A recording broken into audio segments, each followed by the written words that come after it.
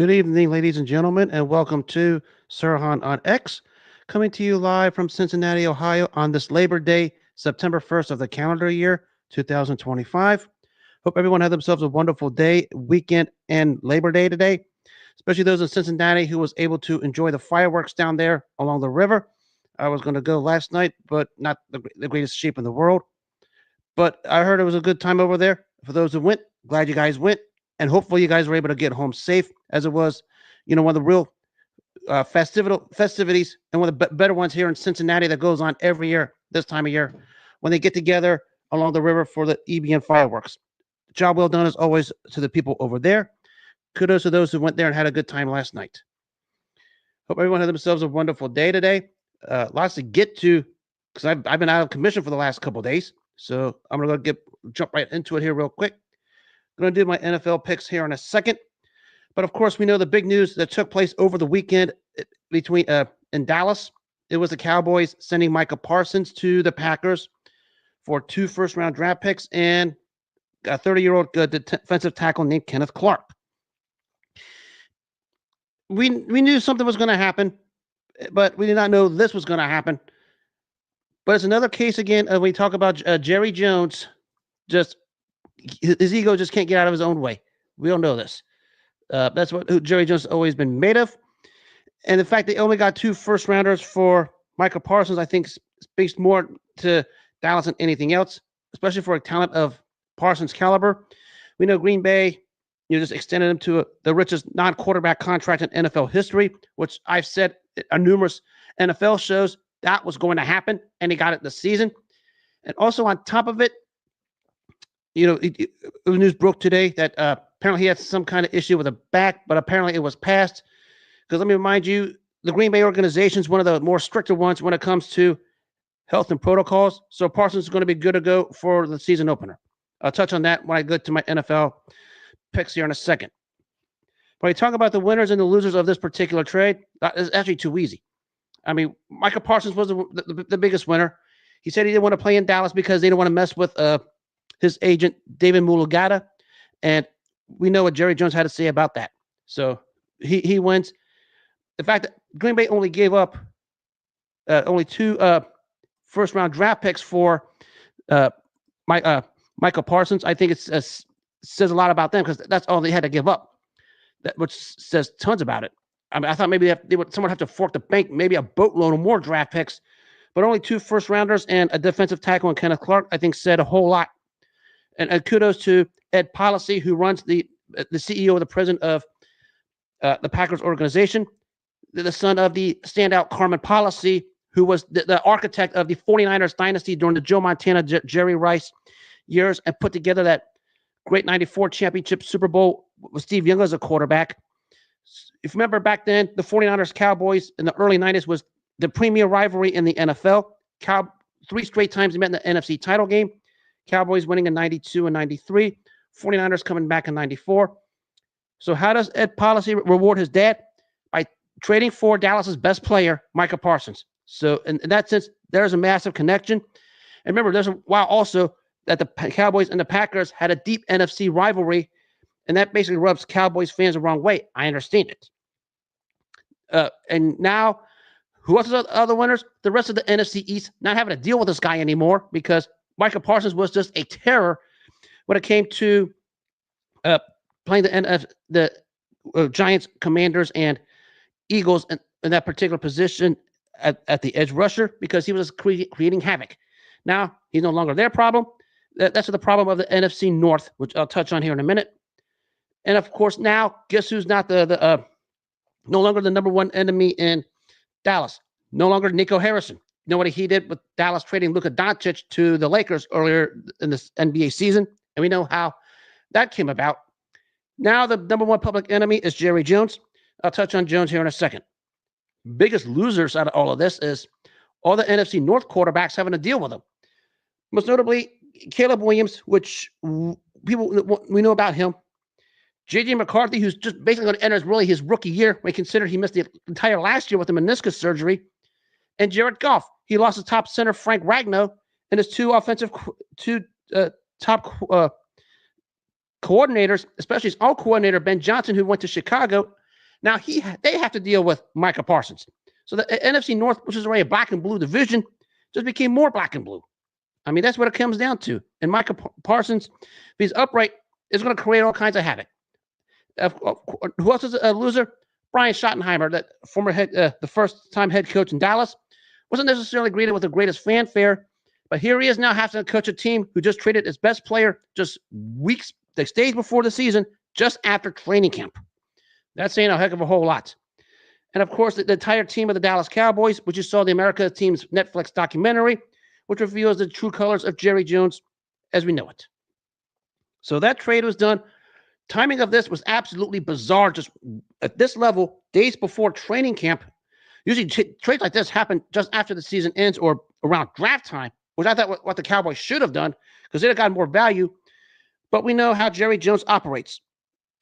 We know what he did when he first took over the Dallas Cowboys. First thing he did, he fired the legendary Tom Landry in a controversial move at the time, saying he wants to get with the times and thought Tom Landry was just a thing of the past. He wanted to send him out the door. And he hires Jimmy Johnson. And of course, Jimmy Johnson puts together at that time the biggest trade in NFL history with sending Herschel Walker to Minnesota. Everybody knows the story with that one, especially between Minnesota and Dallas. And we know what that led to. The back-to-back Super Bowls in 93 and 94 for the Dallas Cowboys. And what happens after that season? Jerry Jones's ego gets in the way, and an unfathomable and unthought-of move at the time, and it was across all the sports news stations, CNN Headline News, ESPN, among others. Question was going to be, would Jerry Jones fire Jimmy Johnson? Because that rumor was swirling wild in Dallas at the time. And by God, did he do it. I mean, all because Jerry Jones was an egomaniac, one of the more shrewd, I guess speaking in other words, I'm going to try to keep it clean here. Just a shrewd, arrogant human being whose true colors came out that day. And ever since that day, and after he fired Barry Switzer the year after they won the Super Bowl when they beat Pittsburgh, that's why Jerry Jones has been the face of the laughingstock of the entire NFL ownership since he sent both Jimmy Johnson and Barry Switzer out the door. Look at what they've been since. They've even sniffed it. Forget about having a Super Bowl appearance. They haven't even sniffed an NFC championship game. That's saying a whole lot. And there's a lot of turnover up and down all over the place in the NFC for that 30-plus year period after Dallas last sniffed the Super Bowl, which is when they beat Pittsburgh in Super Bowl 30.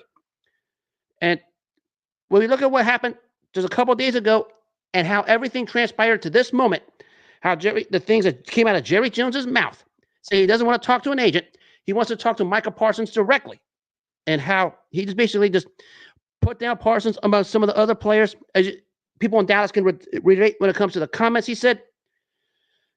This was who Jerry Jones is at the end of the day.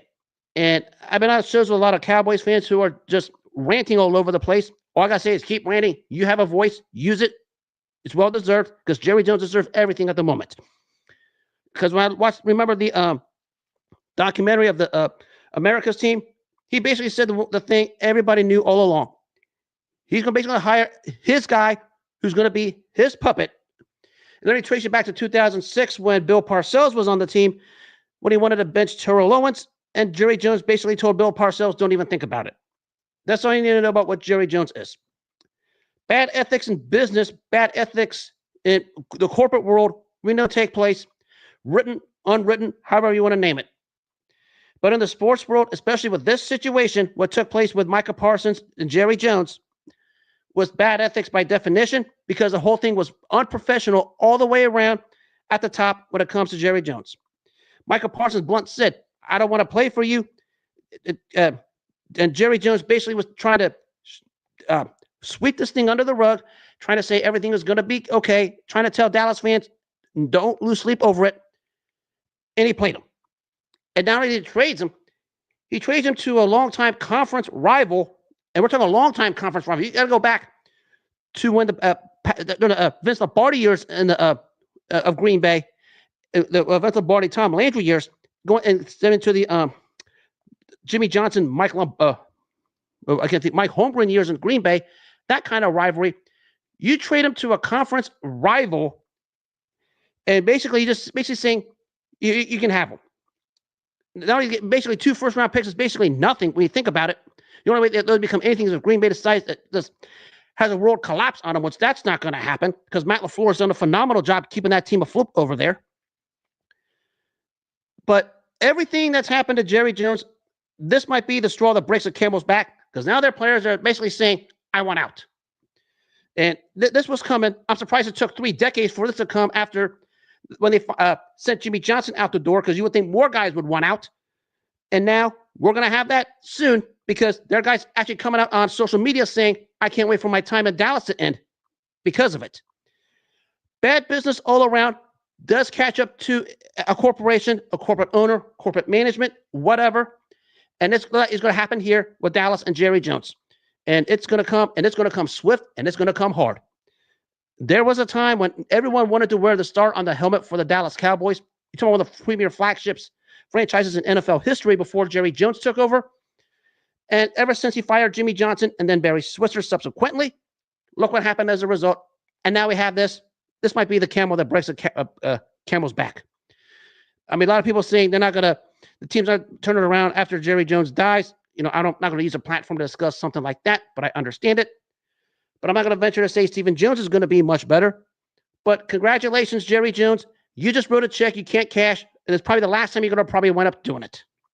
I mean, how do you trade this situation and handle it as unethical and unprofessional the way you did to your star guy, your best player, and you do it like this, and you just send him out the door, and what's a guy to sign a massive contract over at a conference rival in Green Bay?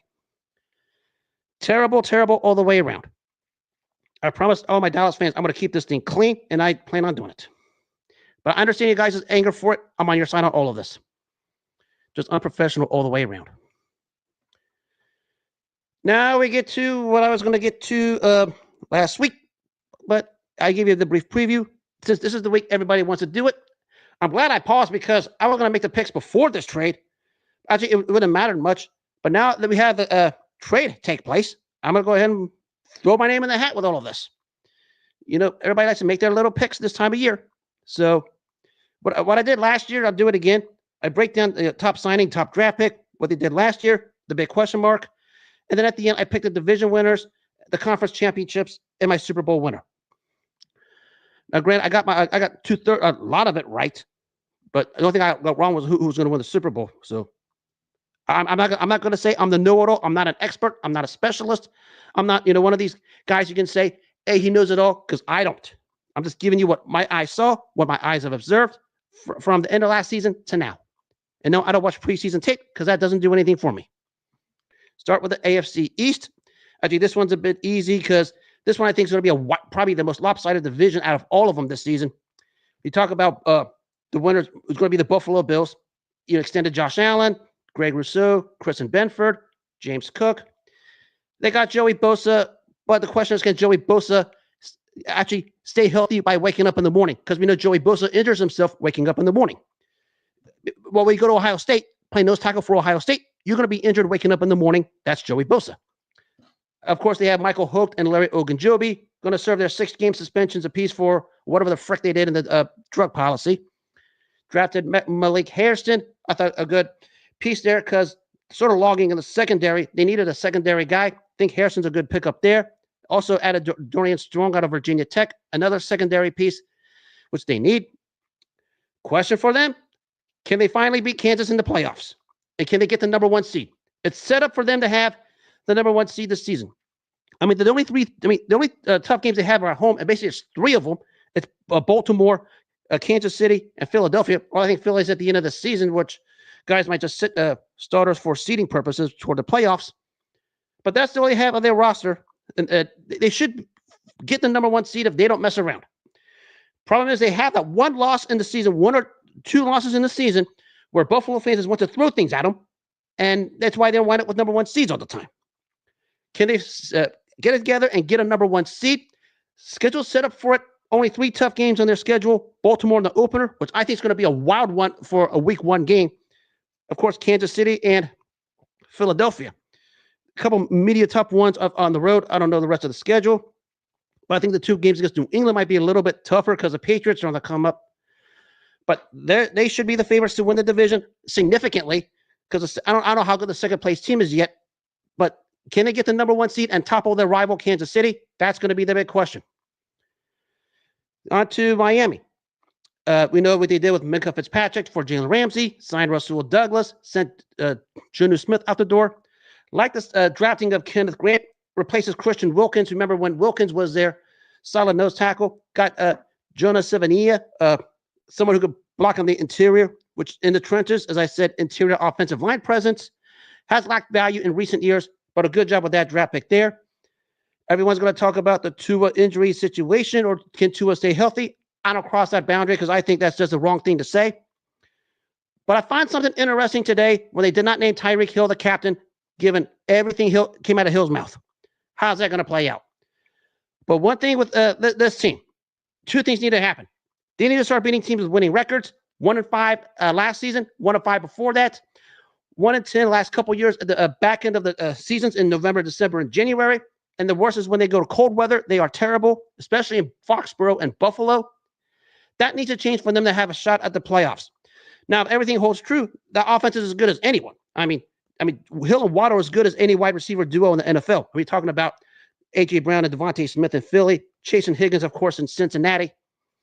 But if everything gets together like they should, they could make a run for one of the final playoff spots. But that's going to be the issue. And, of course, our secondary wasn't all that great. They sent, of course, Jalen Ramsey for Micah Fitzpatrick. They had Mike Hilton. They sent him out the door. But it's at an impasse now for Mike McDaniel. Do something of significance. You've had the talent, and you couldn't get it done. So that's with Miami. New England, of course, they had a Stephon Diggs, Morgan Moses, brought back Austin Hooper, drafted added Milton Williams, who I think is a great addition because he was supposed to go to Carolina originally. New England plucked him. Good job getting him. Drafted Will Campbell at the offensive tackle position. And, of course, they added Travion Henderson, the standout running back from Ohio State, who just killed it in this preseason.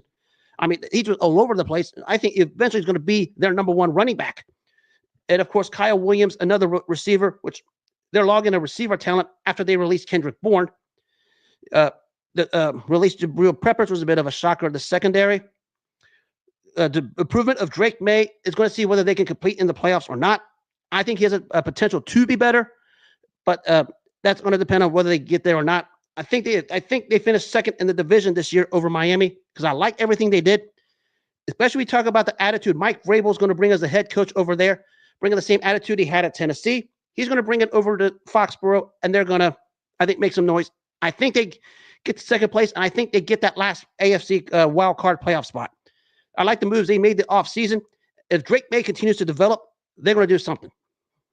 And, of course, the Jets, nothing more to say here. Got Justin Fields, sent Aaron Rodgers out the door, hired Aaron Glenn, extended Garrett Wilson and Sauce Gardner.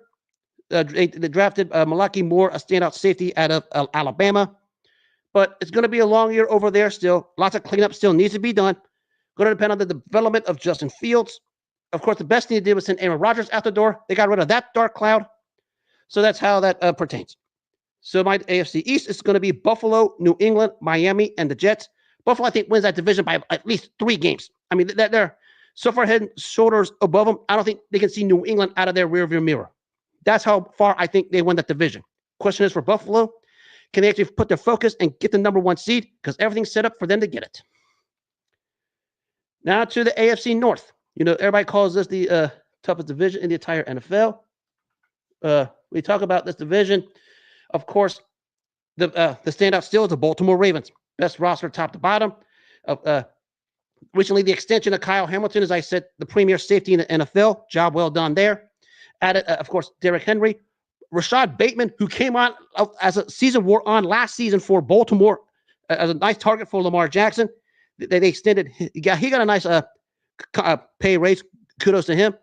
Patrick Rashard doesn't do all the wild stuff that floats on the stat sheet, but a hand and glove fit. Does little things well for that team, especially in the fullback position, like a throwback to the old fullbacks. That's Patrick Rashard.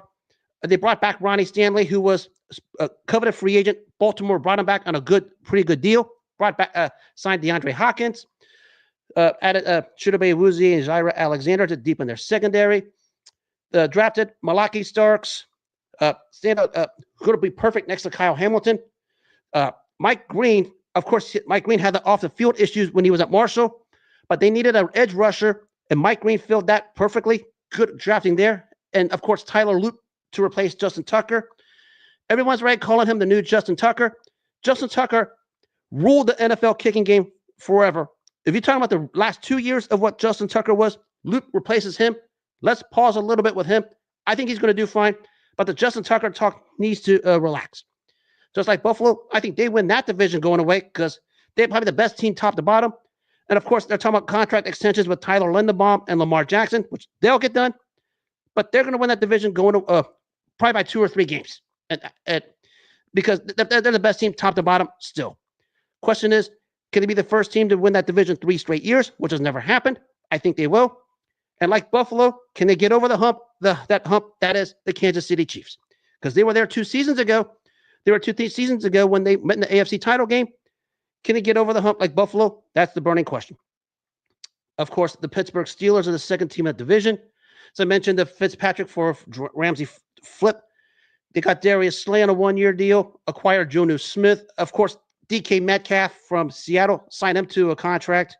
Sent George Pickens out the door, which has the Pittsburgh nation split a little bit. I mean, the talent is there, but do you want to deal with the head case that he was? And he was a lot of that in Pittsburgh. Of course, they had a solid draft. Drafted Derek Harmon, the eventual replacement for Cam Hayward when he retires. Running back Khalib Johnson, who I think is going to be a great fit. I mean, a bit of an upgrade over Najee Harris because he brings a little dimension. Harris didn't. Of course, they re-signed Jalen Warren today. It was broken earlier. I think Warren's just a good fit of what Pittsburgh does. Should be given more snaps, in my opinion. Of course, they got Aaron Rodgers as their quarterback. Drafted the Jack Sawyer on the edge. Good job there with the rotations with Watt and Highsmith. Of course, the proverbial never had a losing season with Mike Tomlin. But when is that going to be not good enough anymore? Because, I mean, everybody knows that I'm a Bengals fan myself. I always tip my hat to the Steeler organization. And I know Mike Tomlin's done a phenomenal job. But at some point, when does not ever have a losing record just simply not good enough? I mean, that's such as they should fire him, but maybe it's time for them to ask more out of this coach because he has a potential. And this is a case of getting more with less because he found a way to win 10 games last season with this squad. And they might do it again. I mean for that 10, 7, 9, and 8 range, I expect them to finish second. Brings me to the team over here in Cincinnati for third place. Well, everybody wanted the Chase and Higgins extensions. They got it. So now everybody shut up. And now we talk about that $600 million investment to 3 players, Burrow, Chase, and Higgins, from now to the end of the decade. You drafted Shamar Stewart, who's a drama queen. Of course, you got the Hendrickson deal taken care of. Now, I did like the drafting of Dylan Fairchild out of Georgia because you needed an interior guard. I think Fairchild's going to be an upgrade over Cordell Volson. And from what I've seen the preseason and the highlights, he's been solid. So I think that'll help. He's basically the best offensive lineman by default because when you have Orlando Brown Jr. and Amarius Mims as your top 2 offensive linemen, you're garbage because Brown and Mims are garbage. We all know this. Kansas City fans will tell you about Orlando Brown Jr. and why he's garbage. So Dylan Fairchild, your best offensive lineman. Good job with that. Can the offensive line protect Joe Burrow for the entire season? Can the defense actually stop statues? I mean, not even a turnstile or rotating escalator is as bad as the Bengals' defense this preseason. We're going to find out if they actually can hold the deal. Now, they did add Mike Pennell today, the formidable defensive tackle from Kansas City, which I think is a great pickup. I mean, fills that middle because they need a tackler. And he's probably the second best guy in the defensive squad for the Bengals behind Trey Hendrickson. So that tells you that they're trying to make the moves. We'll see where that one goes. Still, I haven't finished 9-8 and outside looking in because too many players play for empty stats and dollars and not results, especially the fans who are a part of the problem. I'll get to those in another day. And, of course, the Cleveland Browns extended Myles Garrett after we know what happened there when Myles Garrett tried to force his way out of Cleveland. And basically Cleveland just said he wouldn't do it, offered him the highest non-quarterback contract at the time. Got drafted all the quarterbacks, Dylan Gabriel and Shedeur Sanders.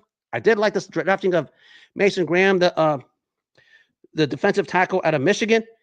Gives him a bit of interior presence to help out Garrett a little bit, but they didn't even do much. I mean, they got Quinshon Jenkins. We know what he did off the field of this offseason.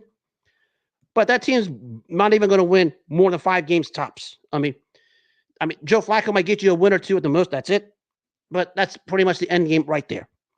So my AFC North predictions, it's going to be Baltimore. Probably win that thing by by a couple games. Pittsburgh, Cincinnati, and Cleveland. Now to the AFC South, and another one here. I'm going to make this one quick because this is an easy one right here. Houston Texans extended Derek Barnett, Daniil Hunter, and Derek Stingley Jr. Brought in Cam Robinson and Laken Tomlinson and acquired Ed Ingram to solidify the interior, because we know what happened last year to C.J. Stroud when they couldn't protect him. He got crushed, especially in the divisional game against Kansas City. So they're hoping they can take care of that. Drafted 2 nice receivers out of Iowa State, and Jalen Higgins and Jalen Noel. Of course, a safety, Jalen Reed, out of Penn State, which that defense is already good as it is. And D'Amico Ryans is going to have a good defense, and they're going to be ready. Question is going to be moving forward, can that retooling offensive line protect C.J. Stroud? And can they get in the upper tier of the AFC? Because we know who the big 3 are. That's Kansas, Buffalo, and Baltimore. Houston's probably on the 4th on the outside looking in. And when they play one of those guys and teams in the divisional round of the playoffs, they can't get over that hump. Can they finally do it? We'll find out. But they're going to probably win that division, again, by 3 or 4 games, just simply because the rest of the division is in a transitional retooling phase or rebuilding phase, whatever the frick you want to call it. That's the AFC South right now.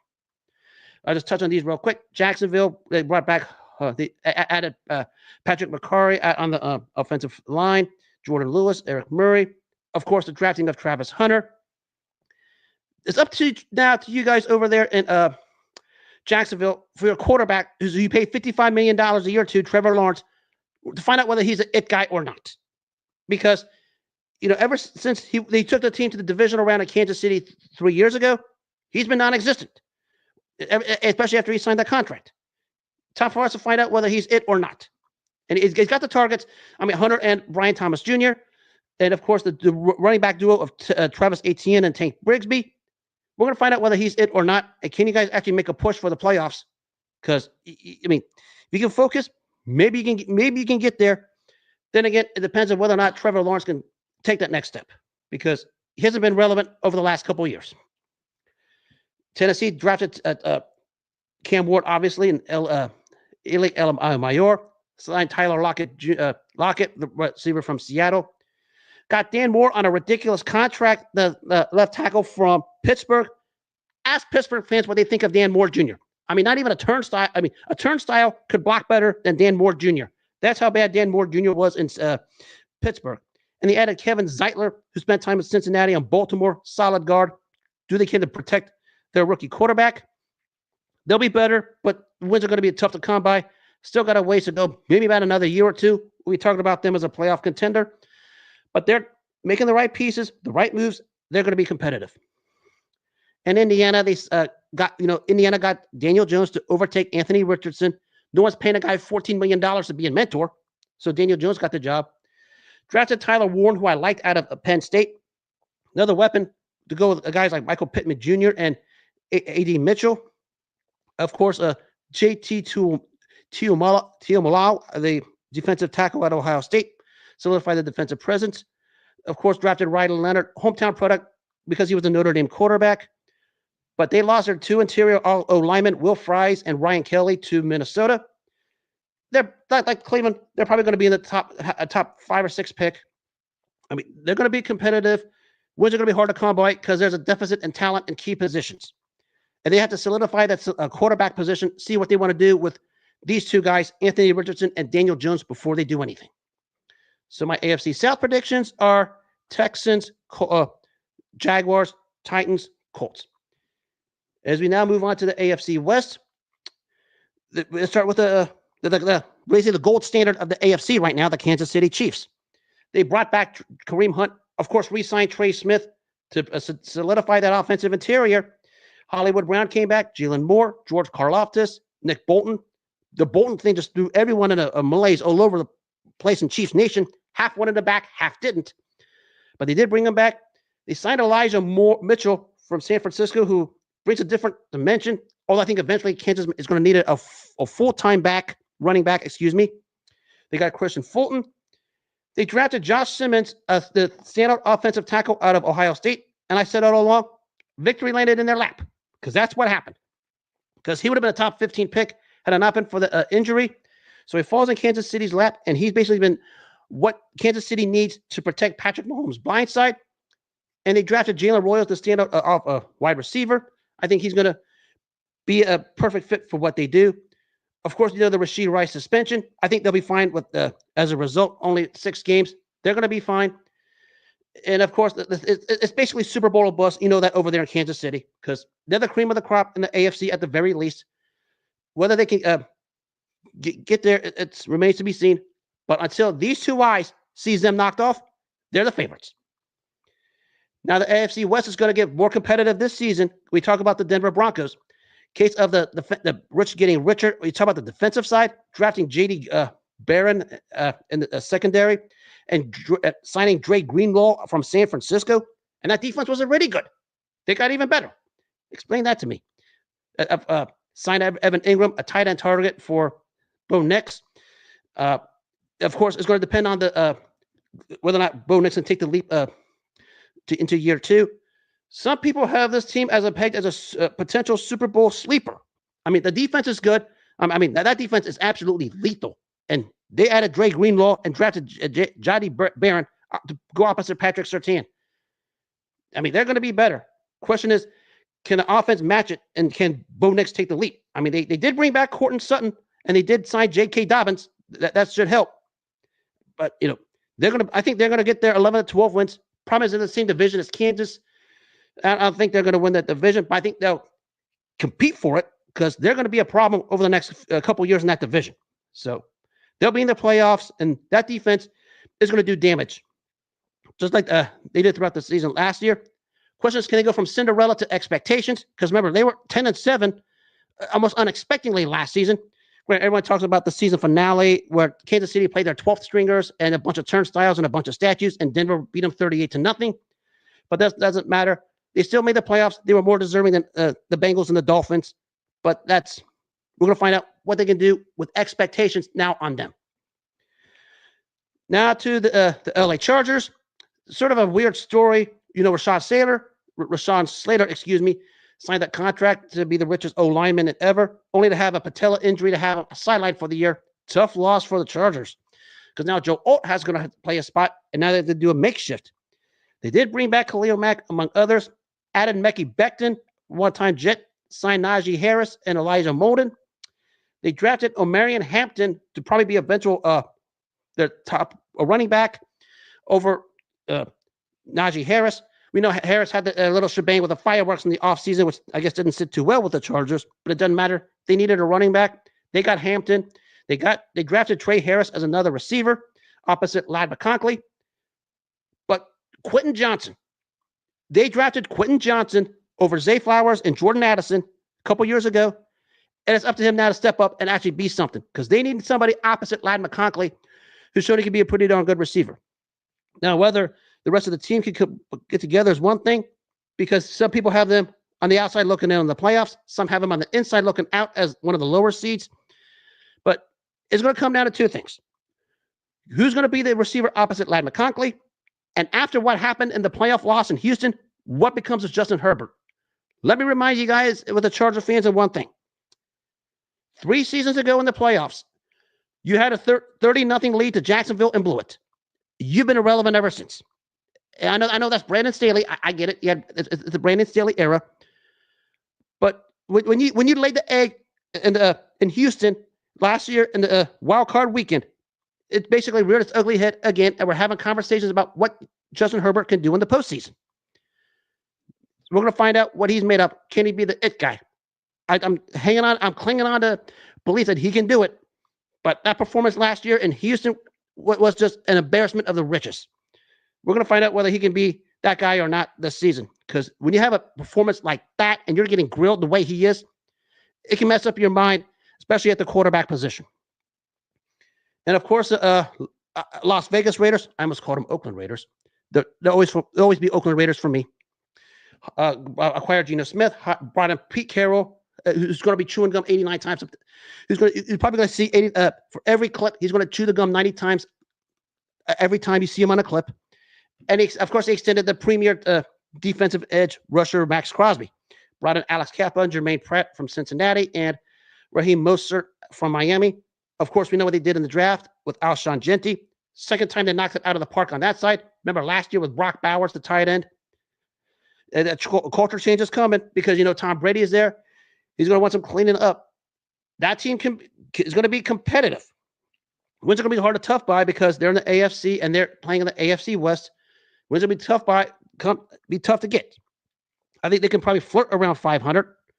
But the question is going to be, what can they do after that? It's going to take some time for them to be competitive in that division once again, largely because you have Kansas City, Denver, and LA in the division who are still going to be the cream of the crop over the next few years. But the Raiders, I think, will be competitive enough to at least start to get a little bit of recognition because, it's time for a culture change. But then again, Mark Davis is the owner, carrying off the legacy of the end of the career of the late Al Davis. And we know what type of a clown Al Davis was in the back end of his career, just like Jerry Jones is. I guess Mark Davis wants to be a clown. But Tom Brady there, my guess, he's going to want to make changes and make a culture change. This is probably the way to go and the way to start. Remember, they sent Christian Wilkins out the door for some bizarre reasons. I can't remember what. But it was weird for a male to do the things that Christian Wilkins did in that locker room. I'll just clean it up like that. So my AFC West predictions, it's going to be Kansas City, Denver, Chargers, and Raiders. I think Kansas City probably wins up by about a game or two because I think Denver's going to get their share of wins. Chargers, I think, a little bit behind.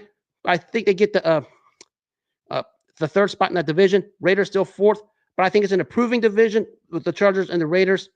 But I think Kansas City and Denver will be the crop of that division for the next few years. To recap, my division winners, the Buffalo Bills in the AFC East, Baltimore Ravens in the AFC North, Houston Texans in the AFC South, Kansas City Chiefs in the AFC West. Now for my three wildcard teams, first one's a no-brainer. It's the Denver Broncos. That defense is going to do the job. And of course, Bo Nix, I think, is going to take the leap. The New England Patriots, I think they made the moves to get it done. They have a bit of an easier schedule than you would think. And I think Mike Vrabel is going to push them to get them over the hump. And with him there, I think a culture change is coming, especially in lieu of what took place last year when it was just a mess under Gerard Mayo. I think they get one of those other wild card spots. And my default on the 7th spot, the Los Angeles Chargers, simply because we compare them to the other quarterbacks. They have two things for them, a stable head coach and a stable starting quarterback, Jim Harbaugh and Justin Herbert. Yes, Justin Herbert needs to play better. Correct. I get it. But I think he, of all the quarterbacks in the rest of the AFC, they're the more stable products. And that's why the Los Angeles Chargers get the last wild card playoff spot. A couple of other teams of contention, like a Pittsburgh and a Cincinnati. But too many questions for those teams like that for me to put them over the hump. Now I jump to the NFC. I make this one sort of quick. It's of course, the Philadelphia Eagles bringing back Saquon Barkley, Lane Johnson, and Cam Jurgens. Drafted Jihad Campbell. Probably you're talking about one of the better GMs in the entire NFL. I always mention Brett Veach. In that same category, of course, is Howie Roseman, doing the job of the draft again with draft picks and signings ahead of the curve. Always a year or two ahead. That's how you want your GMs to be. Howie Roseman is as good as anyone. Some key losses on the defensive side for Philadelphia, especially Milton Williams and Josh Sweat. Are they going to be able to replace those? They'll be fine. They'll be the favorites to at least win the division and probably a favorite to win the NFC. Washington, we know what they did there. Brought back Terry McLaurin, signed Von Miller, brought back Zach Ertz and Noah Brown, got Deebo Samuel. Of course, they run to the NFC title game, which was out of, like Denver, a Cinderella story. Now comes expectations. How are they going to meet it? But as I said all along, they got the best quarterback of that 2024 draft. It wasn't Caleb Williams. It was Jaden Daniels. And as long as they have Jaden Daniels, they're going to be a problem in the NFC, at least in that division and in the NFC contending for a playoff spot. Some people have them missing the playoffs. I won't go that far. I think they get in. But, that's going to be the question, how to handle expectations. And I said this all along. Jaden Daniels was the best quarterback in the 2024 NFL draft, not Caleb Williams. Washington got lucky. Chicago made the mistake. And now Washington has them. They'll be back in the playoffs. Of course, I touched on the Dallas situation with Micah Parsons. We know that. They did get George Pickens, which, if he's good, if he has his head on straight, the perfect complement to CeeDee Lamb out there in Dallas as a wide receiver duo. Probably the Cincinnati Bengals of the NFC, where they're going to put points, but they're not going to be able to stop a statue to save their lives because that defense is going to be absolutely abysmal. They did extend DeRon Bland today, but I don't know where that gets them. I guess that's a consolation for trying to make up for letting Micah Parsons go. But we know how Jerry Jones operates. They drafted Tyler Booker on the offensive line, classified as a reach. I mean, I still think the offense may contend for a lower seed in the NFC, but it's going to be some tough sledding because it's going to depend on a lot of factors because the NFC is going to be fully loaded. Remember, last season, there were 8 teams that had 10 wins. 7 of them made the playoffs last season in the NFC. 8 had at least 10. The one that was out was Seattle at 10-7. So they're going to have to get to 10 wins. I don't know if that's fathomable with the way the Dallas roster is constituted. And of course, the Giants, they got signed the 2 quarterbacks, Russell Wilson and Jameis Winston. Did pick up Javon Holland in the secondary to help that out. Drafted Abdul Carter, who I called pound for pound the best player of the 2025 NFL draft. Drafted Jackson Dart as the future, who I thought had a very good preseason for the Giants from the plays I saw. Malik Neighbors is going to take the step up in year 2. Then maybe they start to have a direction.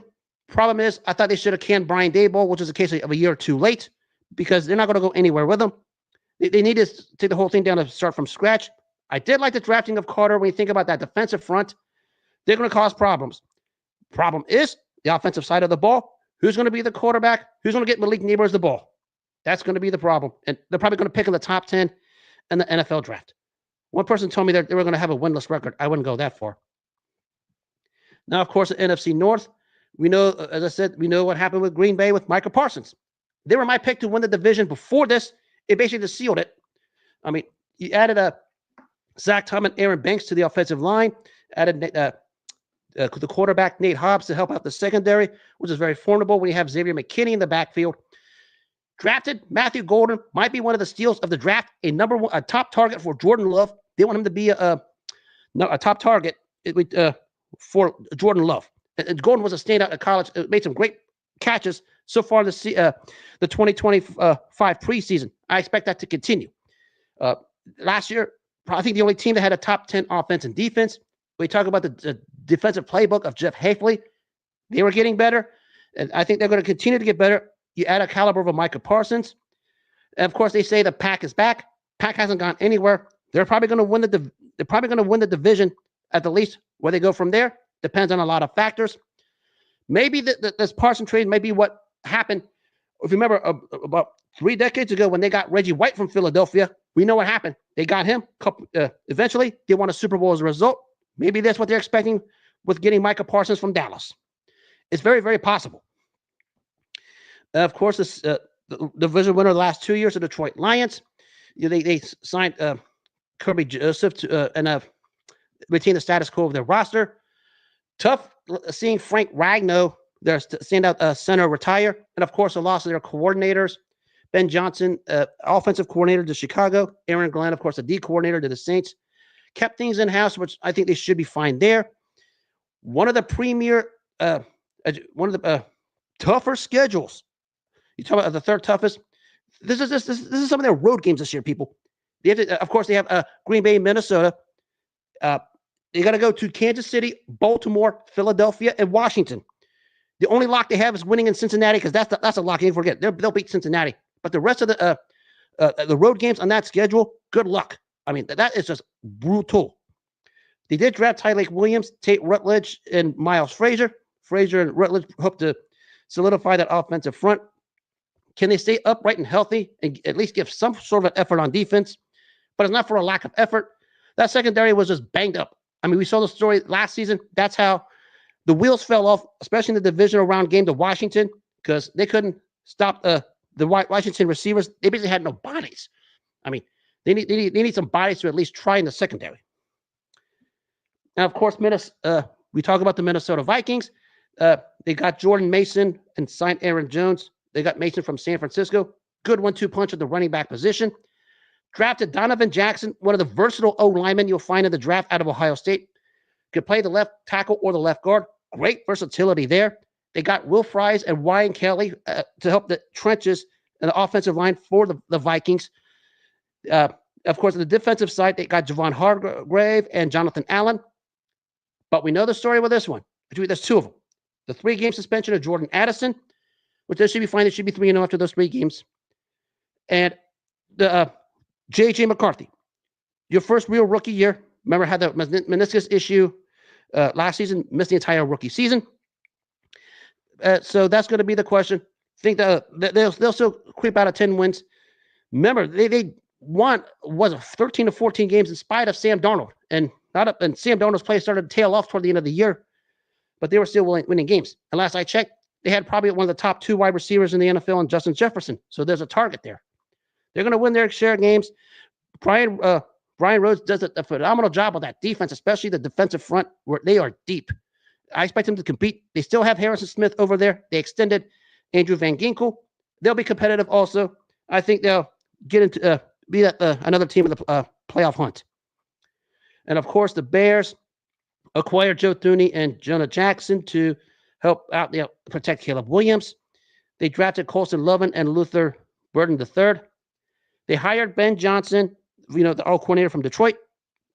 Question is, what happens to Caleb Williams year 2? I said all along, they should have drafted Jaden Daniels over Caleb Williams. We're going to find out whether that theory is going to hold true or not. Because I said this all along. Jaden Daniels was the most NFL ready of the 2. Not saying Caleb Williams wasn't. I get why Chicago wanted him because of fanfare and sales, among many other things. But that's where that one is. Now to talk about my this one here, real quick. My NFC East teams are Eagles, Washington, Dallas, and Giants. NFC North is going to be the Packers, the Lions, the Vikings, and the Bears. I mean, the Bears probably are another year or 2 away. They had a solid offseason, but don't expect a 1-year turnaround over there just yet. Now we head down to the NFC South. Just like the AFC South, this one I think is a 1-team race, and it's going to be Tampa Bay more likely winning this one by 3 to 4 games. I mean, we brought back Chris Godwin, added Levante David, Anthony Nelson, signed Hassan Reddick to a 1-year prove-it deal. If Reddick decides to show up, it's a good addition to that defensive front. Drafted Emeka Egbuka, the standout wide receiver out of Ohio State. Another target for Baker Mayfield, especially if one of Godwin or Mike Evans goes down. He'll fill him to a hand and glove perfection, because that's what he brings to that wide receiver position over there. And I expect a deep run this year for the Tampa Bay, because I said all along that chemistry with Baker Mayfield and his wide receivers, and even their tight end Cade Otton is as good as anyone. Defense needs to step it up a little bit. I think they have the right pieces. And also on top of that, let's just add, not only they need a deeper run, they're doing this with now the extensions of Todd Bowles and Matt Light, who deserve it. I know Todd Bowles got a lot of flap for how he managed the end of the playoff loss to Washington, but still, who are you going to get to replace him? I mean, no one's going to want that. I mean, who's going to want that job? That's what you got to think about. I mean, that's the thing that cracks me up about firings before I proceed. If you guys want a coach fired, have at it. Question is, who are you going to replace him with? Now to the second place team of the division, which is the Atlanta Falcons. They drafted Xavier Watts to go play alongside Jesse Bates. Maybe a pretty darn good safety tandem, sort of like what drafting Malachi Starks was to go with Kyle Hamilton of Baltimore. Year 2 of Michael Penix Jr. They did draft edge rushers Jalen Walker and Jason Pierce Jr.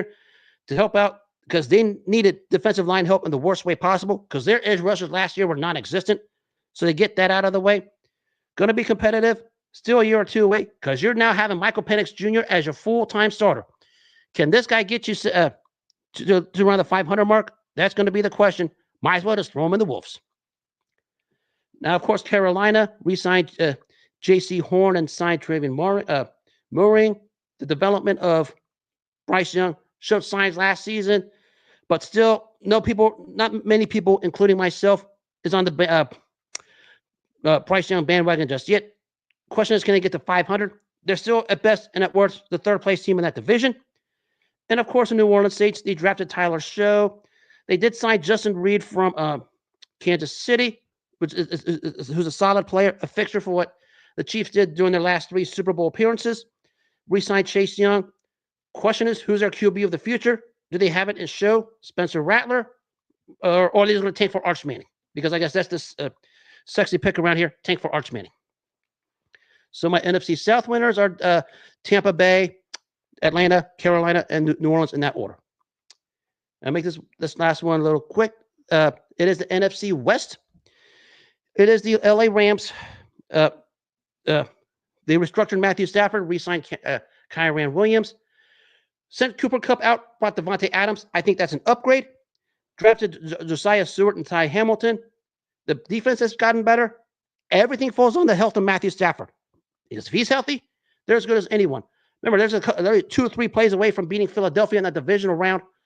And if Stafford is remotely healthy, they're going to make a run. And that's still a favorite of mine to win that division. Some people say San Francisco because of a schedule. I'll touch on them here in a second. We go to Seattle. Signed Sam Darnold, Cooper Kupp, and DeMarcus Lawrence. They, of course, sent Derek Metcalf and Tyler Lockett out the door. Brought in Cooper Kupp. Drafted Jalen Milroe as a potential down-the-line quarterback. Remember, they have Sam Darnold. They basically signed him to like a 1-year guaranteed on a fluff deal. So if they like Milroe, they can just send Darnold off the door. They did address the draft of the offensive line. Defense looked like they're going to be better. Because remember, that's what Mike McDonald's fingerprints were when he was the D coordinator in Baltimore. They had the top-ranked defense. And defense is his forte. You would think defense would be a forte over here in Seattle. They'll probably get that thing turned around. Remember, they won 10 games. I mean, they had the same record as the Rams last season. The only reason why I didn't get in was some funky tiebreaker due to strength of victories, whatever the frick that is. They won 10 games last season with Geno Smith. I mean, is Sam Darnold an upgrade or a downgrade? Well, who knows? But I expect them to get to that around the 9 to 10 win mark and flirt with a playoff spot. Arizona Cardinals, they were my surprise team last season. Fell a little short of expectations. Still managed to finish 8-9. Loaded up the defense. Josh Sweat, Akeem Davis Gaither, Calais Campbell, Dalvin Thompson, added Evan Brown and Baron Browning. Of course, drafted Walter Nolan Jr., the standout nose tackle out of Miss, Will Johnson, and Denzel Burke. 2 questions I have about this team. This is probably the only thing that's going to hold them back from doing anything more. Who's your number 2 receiver that's going to take pressure off of Marvin Harrison Jr.? I expect Harrison Jr. to take the step up and become an elite receiver this year. But who's going to be the one that's going to take a number 2 opposite of him? Because I don't know who their number 2 wide receiver is. And Kyler Murray, can you get back to the form that you had 4 years ago when you helped Arizona get to the playoffs? Because you've been irrelevant ever since. Yes, you had an ACL tear in the middle. I got it. But even then, as you came back, people are still wondering, are you the guy? Is it your chance to prove it? Because if you don't get it done this year, Cardinals might be looking for another quarterback. But I expect them in a division to be competitive and probably in that same round record last season, like 8-9 or 9-8. The thing about that division, I'm going to touch on Stanford here in a second. All 4 teams in that division never made a splash. It was basically small pieces to fill holes, but those small pieces, I think, is going to make a bigger difference than people think, because that division is going to be very, very competitive. And that division has 4 of the easier schedules in the NFL this season on paper. Which leads me to the San Francisco 49ers, the team everybody has, all of a sudden winning the division because of the first place schedule. I mean, the Purdy contract. They extended George Kittle and Fred Warner. Unfortunately, let Dre Greenlaw walk. Brought back Robert Saleh as a defensive coordinator to probably clean that mess up, because you know how bad that was last season. Drafted Alfred Collins and C.J. West. Can they take advantage of the easy schedule? Problem is, I don't even know who their receivers are. I mean, Brandon Ayuk, is going to miss some time. They have Ricky Pearsall, fine. They were talking about bringing Kendrick Bourne. Of course, you sent Deebo Samuel out the door. Who's going to be the receivers in San Francisco? Who's Brock Purdy going to throw it to? He can't throw it to himself. So there's going to be some questions there. I think they're going to be better because apparently Christian McCaffrey is healthier this season, but there's still some questions. So everyone who says they're going to win that division because of an easier schedule need to chill out for a second. But for my prediction for the NFC West, I'm still going to pick the Rams. the asterisk being the health of Matthew Stafford. I think Seattle and Arizona going to fight for that second or third spots. I think one gets 10 wins, one gets 9 wins. San Fran's on the outside looking in, but I think they're going to get to 8 wins themselves because of a easier schedule. But that's how I look at it. I've said all along when it comes to division winners, conference winners, until these two I see something different, I always stay with the status quo, and that's what we're going to have here this season. Now, to reiterate my division winners, I'll make my picks here. I have the AFC East is Philadelphia, Washington, Dallas, and the Giants. AFC North, Green Bay, Detroit, Minnesota, and Chicago. AFC South, Tampa Bay, Atlanta, Carolina, and the Saints. And the NFC West, I have the Rams, the Seahawks, the Cardinals, and the 49ers. My division winners are the Eagles in the East, the Packers in the North, the Buccaneers in the South, and the Rams in the West. I have Washington making the playoffs as a wild card in the NFC. Also in the NFC playoffs, I have Detroit. And the third one, I went through 3 or 4 different teams. I'm still banking on the fact that Minnesota is going to be fine with J.J. McCarthy because they're loaded in other positions. So that's going to be my 3 wild card teams in the NFC. Now, for who I want to have in the championship games, I'll say this for the AFC. I mean, everyone's going to be on the Buffalo and Baltimore bandwagons, understood. But I'm old school in one thing. Until these 2 I see the Chiefs knocked off, they're going to be my favorites. I have them hosting Baltimore and going to the Super Bowl representing the AFC again. And in the NFC, I've had 4 or 5 different picks because I think the NFC is going to have, again, 7 or 8 teams winning 10 games. And it's going to be close from 1 to 7. And it's going to be real close because the NFC is going to be loaded and hard hitting. Give me Tampa Bay over Green Bay in the NFC title game, albeit that one's going to come down to the wire. Because I think that Tampa Bay is going to take the next step and get to that point. And my Super Bowl, I think as the dynasty still continues, Kansas City is going to right the wrong of last season and beat Tampa Bay in a pretty darn good Super Bowl. And Patrick Mahomes winds up with his 4th Super Bowl MVP. And I think that AFC's both conferences is going to be loaded and crazy. It's going to be unreal, especially the NFC. I remember years not too long ago, the NFC was an inferior conference. Now they're loaded from 1 to 7. Remember, last season, 8 teams had 10 wins.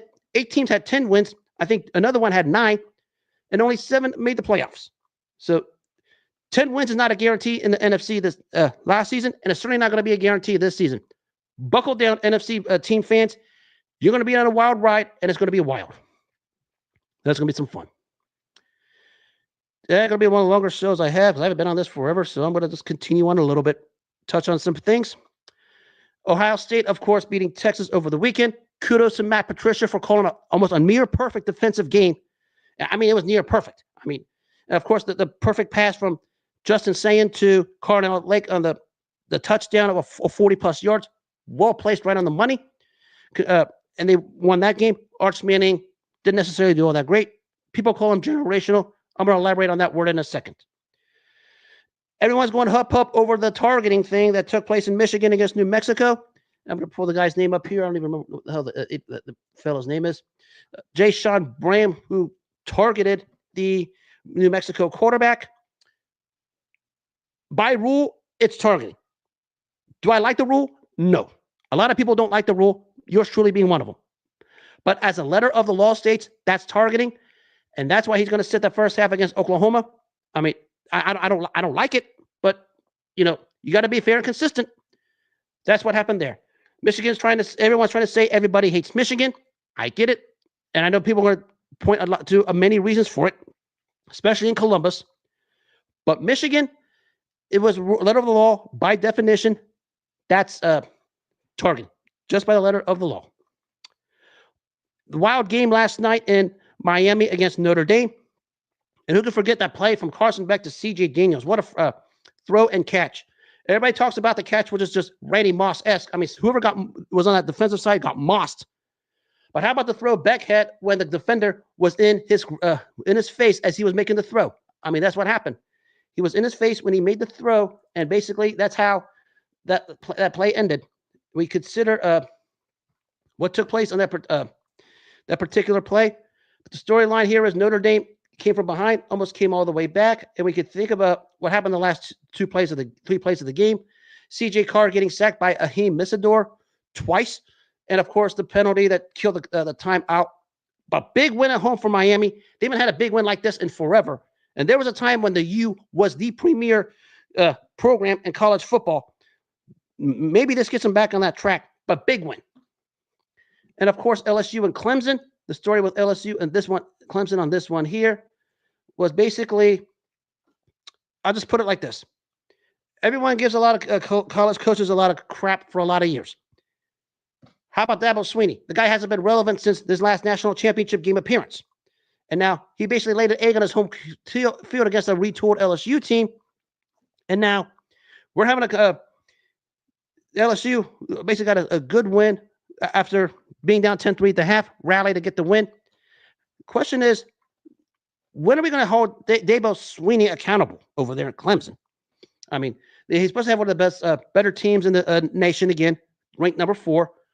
But that's what happened when you have expectations. And now Dabo Swinney didn't necessarily get that team ready. And now there needs to be questions about it. I mean, a lot of coaches get a lot of crap. I mean, I know Ryan Day got stuff for the entire season, especially after losing to Michigan. We know when Michigan's coaches get stuff for their infractions. And when Lincoln Riley, when he was in Oklahoma, he got a lot of stuff. Why is Dabo Swinney getting the pass? He was on his home field. It was a sizable favorite against a team that he was supposed to beat and didn't get the job done. Of course, the story of this one here was the touchdown pass from Nusheimer to Trey Green. Great play call, by the way, to get the go-ahead touchdown. And Caleb Durham rushed for 74 yards and a touchdown. And basically, second half, it was ball control for LSU, not allowing Clemson to get the ball back. But we maybe need to start asking some questions about Dabo Swinney a little bit, because we've asked questions about a lot of coaches like this. Why is Dabo Swinney getting a pass? I'll be doing more college football later on, because that first weekend was some wild stuff. Only question I have is, why are we having ranked teams, interconference ranked teams in the opening week of the season when it should be like a couple weeks in? Why are we doing this week 1? Let's do it more than later on in the season when we can get teams at their best and games really matter, because we get those at that point, then we can start talking about, all the crazy stuff with the college football formats. Now to the historical aspect of boxing, we talk about hard hitting. None better than George Foreman. And this took place 52 years ago today in Tokyo, Japan, when he made the first defense of his championship against Jose King Roman. Of course, this was 8 months after he obliterated Joe Frazier and just obliterated him in less than 2 rounds without breaking a sweat. So what does he do? He floors Jose Roman 3 times in the span of a minute to win to retain his heavyweight championship in Japan. We can coin the phrase hard hitters all we want. I mean, in any weight class. We talk about just pure power by definition. I mean, just take a fist, punch a hole through the brick wall shatters, no damage done to your fist type punching power. No one did it better than George Foreman. And he did it here, basically just wailing away all over Roman, who basically was overmatched the second the referee's introductions were done. You can almost see it on Roman's face. And the first time he hit him, that was basically it. Poured it on. And of course, the third time, the wild right hook that put Roman down and out for the count at the 2-minute mark. But in terms of pure raw power, George Foreman could basically plow anyone he wants to. I mean, that was what George Foreman was at the end of the day. I mean, the thing is, everybody talks about what happened with the fight with Muhammad Ali. The thing is, Foreman, let me back this up here. Foreman made the mistake, even by his own admission and to the admission of his own training camp, had the mindset of wanting to try and plow Ali, which was a bad mistake. We all know that. But the ability to just hit you hard upside the head and try to decapitate you with just pure power, not speed as power, not combination power, not any kind of power you want to generate, just pure power. Nobody did it better than George Foreman. And he did it 52 years ago. And he did it 52 years ago today in Tokyo, Japan. The first heavyweight championship fight to take place in Tokyo. This is before Tyson and Douglas took place over there. And Foreman just laid to waste an overmatched opponent in Jose King Roman. He eventually made the second title defense a year later in Venezuela when he beat Ken Norton. And then, of course, before the Rumble in the Jungle when he lost to Muhammad Ali. But that's what we had when he got Foreman and Roman 52 years ago today. And the punches that he beat Roman up with, watch it on the YouTube videos. I don't know how the hell Roman was still alive. I mean, that right hook that put him down and out for the count. Good night, Irene. And that was the one belt era when one belt was winner take all. Now we fast forward to when the belts started to become all over the place and the alphabet soup mess. This one took place 41 years ago today in Vegas. It was Pinklon Thomas versus Tim Witherspoon. I bring this up because the heavyweight division, the alphabet soup era was starting to expand to more alphabet soup. You can buy the alphabet, the Captain Crunch alphabet cereal. You can buy the alphabet soup from Campbell's Canned. That's nothing compared to the alphabet soup in the world of boxing, because that's how bad it was. Because now belts started to go all over the place, multiple champions. And it's not a slight on Pinklon Thomas or Tim Witherspoon, who were two very solid heavyweights. It was a slight on how the boxing business started to become in the 80s. The real story with this one was the inconsistencies of Tim Witherspoon's career, especially in the beginning, showed itself again. After he beat Greg Page and looked phenomenal doing it, basically had no answers for the stiff jab of Pinklon Thomas, which was his bread and butter throughout his career. Found a way to penetrate through the Philly shell defense of Tim Witherspoon with it. And as Witherspoon was coming on, Thomas had an answer for him, and Pinklon Thomas would win the unanimous decision to win that heavyweight championship belt. From the boxing aspect, this is the political aspect. That's why I steer away from it. That's why I steer away from the sport, because this was where the alphabet soup started to show itself. And they say to show your butt. The political aspect of it started to, because it wasn't just the one belt era anymore, or even the two belt. This was a 3-belt era where belts were all over the place. And basically Larry Holmes vacated the championship because he wouldn't fight Greg Page for whatever reason. I don't even know. I won't even talk about it because I don't know all the details, I'll admit. But then Holmes fights for a different championship belt. And then this championship belt, Thomas and Witherspoon were fighting for, was the one that Holmes had for the majority of his reign. And now we had this being passed around to a bunch of guys who were good heavyweights, but no one's going to mistake them for what the 70s were. And we know what the 70s were. Ali, Frazier, Foreman, Norton, Shavers, Lyle, just to name several of them. This is basically the paradox of what was for about from 83 to the end of 87, when Mike Tyson finally said, heck with it, give me all the belts, I'll go undisputed. And these belts were being passed around more than you play the game of pass the Dutchie, because no one was good enough to hold on to the championship for more than maybe a defense or two. And Tim Witherspoon just won it from Greg Page, lost it here to Pinklon Thomas. You know the story of these two guys, good heavyweights who never fulfilled their potential. Basically, inconsistencies got to them. And, of course, the bad drug habit of Pinklon Thomas didn't help. That's been well chronicled. And Thomas lost the title to Trevor Berbick, who in turn lost it to Mike Tyson. And the other belts were just flying all over the place. That's what we had when we talked about this particular fight. And it's not a slight on Thomas or Witherspoon, who were good heavyweights.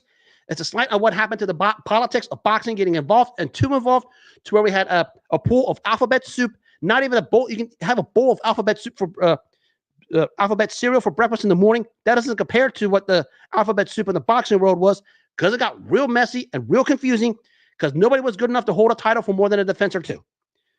Because Thomas did win this championship. He had a successful defense against Mike Weaver before he lost to Berbick. Witherspoon managed to beat Tony Tubbs for a belt, but lost that to Bone Crusher Smith under some weird Don King circumstances. And we know how weird Don King circumstances are. That's the epitome of what the 80s heavyweights were after Holmes and before we got to the 90s with Buster Douglas, Evander Holyfield, and all of them guys.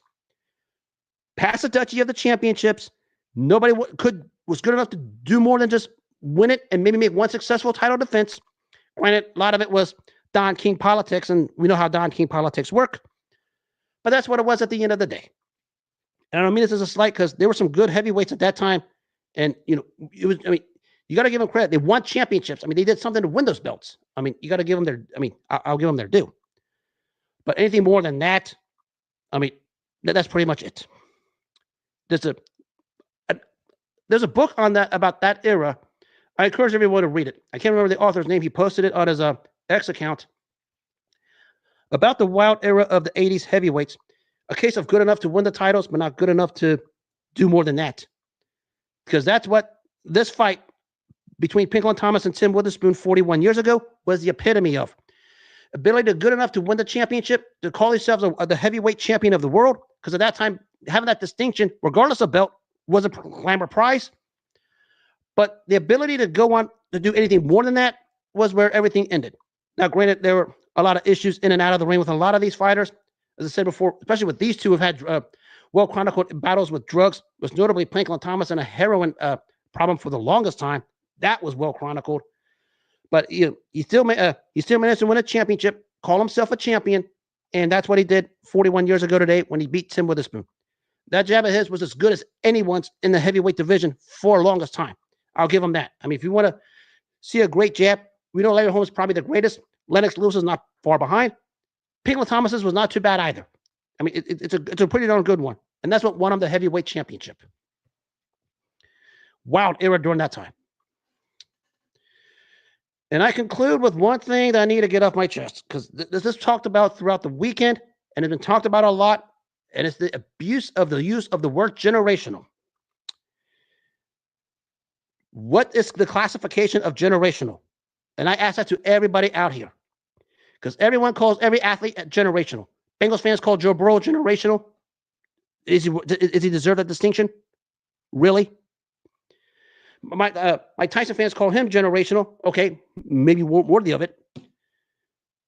What's your definition of generational? We have people calling Arch Manning generational, and Arch didn't even take a snap until Saturday. Is that your definition of generational? Is he generational because he has the Manning name attached to his name? Is he generational because he has, playing for an institution is known for great quarterbacks, especially talking about, I could blow a load of them, especially a guy like Vince Young, who led them to the upset of USC back in 2006. What's the definition of generational? I mean, I can give you real generational athletes that make you guys look silly. I mean, Muhammad Ali was generational. Sugar Ray Leonard was generational. Jim Thorpe, Edwin Moses, Joe Montana, Tom Brady, Peyton Manning, Patrick Mahomes, Michael Jordan, Magic Johnson, Will Chamberlain, others, Bill Russell, Kareem Abdul-Jabbar, Magic Johnson, Tim Duncan, Kobe Bryant. That's generational. Winning participation trophies like Joe Burrow isn't generational. Not taking a snap because you have a family name is not generational. We need to have a conclusive answer to what the term generational is before we start using it, because it's been abused all over the place, especially in the sports world, especially in the college fraternity, which is thrown at the way of Arch Manning because he has a name Manning attached to it. I mean, that's probably the reason why. Now, is he eventually going to be a good quarterback for Texas? Yes, I think he'll be fine. But to attach the name generational after one start or before even took a snap, well, where do we get with this? I mean, I can point to a lot of collegiate players that were generational and who never made it to a next level, Vince Young being one of them. But across the sports landscape, whatever level it is, college or pro, football, basketball, baseball, whatever, if you don't know what the word generational means, don't use it, because we have too many people using it, too many people abusing it, and now everybody's confused as what the meaning of the word generational is across the sports landscape. Because when you talk about that particular word, you better have a leg to stand on. Because, as I said, Muhammad Ali was generational for many reasons. Sugar Ray Robinson was generational. I mean, Sugar Ray Leonard, definitely. Julio Cesar Chavez, Pernell Whitaker, Lennox Lewis. That's generational. In the NFL, I can go back to a guy like Johnny Unitas. He's generational. Jim Brown, Walter Payton, Barry Sanders, Joe Montana, Jerry Rice, Tom Brady, Peyton Manning, Dan Marino, Patrick Mahomes. That's generational. I mean, in baseball, maybe throw in a guy like Johnny Bench. He's generational, arguably the greatest catcher in baseball history. Dave Parker is generational. Of course, Sandy Koufax, Nolan Ryan, that's generational. Wayne Gretzky, Mario Lemieux, Sidney Crosby, Eric Lindros, that's generational. Maybe wait till the athletes do something of significance to point that particular word generational next to them, because that word is being just tossed around too loosely, and it's gotten like borderline abusive to where we don't know what the real definition of that word means. I mean, people here in Cincinnati call Joe Burrow generational for what? A gift wrap AFC Championship game appearance and 2 missed playoffs. Does that qualify as generational? Then there's other guys I got to put in that conversation. I can put Lamar Jackson and Josh Allen as generational, more generational than Joe Burrow. Some people are going to already anointing that distinction to over there. I can't think of sorry, my mind went blank for a second. Some people anointing Aaron Judge as generational. I like Aaron Judge, especially in the history of the Yankees pinstripes.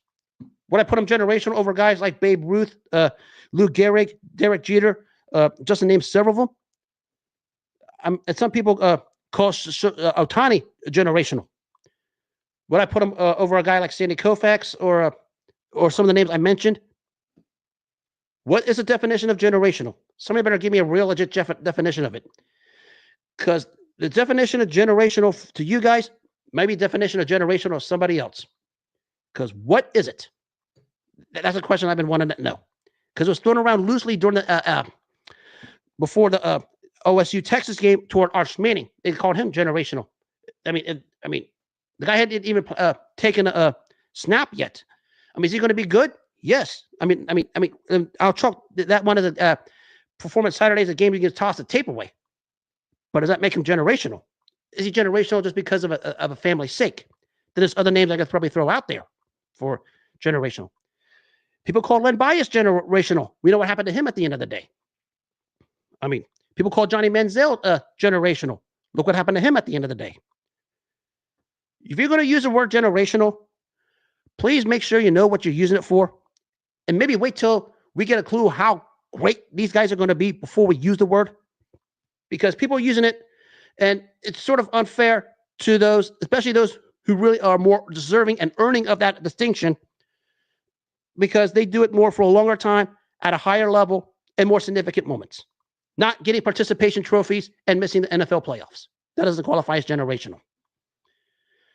Because it's getting a little crazy with some words that are being tossed around. I mean, just like I call out the boxing community for the use of the word duck, I'm not calling out everyone in the sports community for the use of the word generational. Because what is your criteria and your definition of the word generational? Because nobody can give me an honest answer as of yet. Let the athletes play. Just enjoy the moment. Stop putting all these superlatives on them, because sometimes these superlatives are very, very unfair and very, very unjust. Just enjoy the moment and enjoy the games. And don't worry about that stuff. That stuff can always be talked about 5 to 10 years after their careers are over. I mean, we're still talking about, the athlete. People are still talking about, Tom Brady. Tom Brady is always going to be generational. I mean, people are still talking about him. Joe Montana's generational. People are still talking about him. I can point out to other sports also. Amazing what happens in the sports community when you use one word, and that one word gets twisted so many ways, and everybody wants to use it. I mean, I get it. But if you're going to use a word like that or superlative, understand what you're using, understand the definition of it. At the very least, tell us why you think it is. Don't just say somebody is generational and just walk out, because you look like a fool otherwise. And there's a lot of those that use that word and uses that word way, way, way too loosely. And it's all sports, not just the case with Arch Manning before the Texas-Ohio State game. All sports. Oh, glad I got that off my chest. Because, I get it. People think these athletes are some kind of myth and super legends. They're human beings like everyone, like all of us. They're no different than all of us. They're human beings. Just because we see them make great, wild, and great athletic plays doesn't mean they're some kind of Superman or something abnormal. Because they're human beings like all of us. But make sure you know how to use the word generational before you actually stamp it on someone, because a lot of you guys don't. That's all I have to say about that. Well, longest show I've had in quite some time. I'm going to have to do more of these long shows. And on that note, that'll wrap up this edition of Sirhan on X. I hope everyone had themselves a wonderful weekend and a wonderful Labor Day and a wonderful 1st of September 2025. Fall weather is here, which means soon for hoodies, soon for leaves falling off, and among many other cool things. And of course, the nice weather, because a person like myself gets a little fed up with the humid summers that take place here in Ohio for the longest time.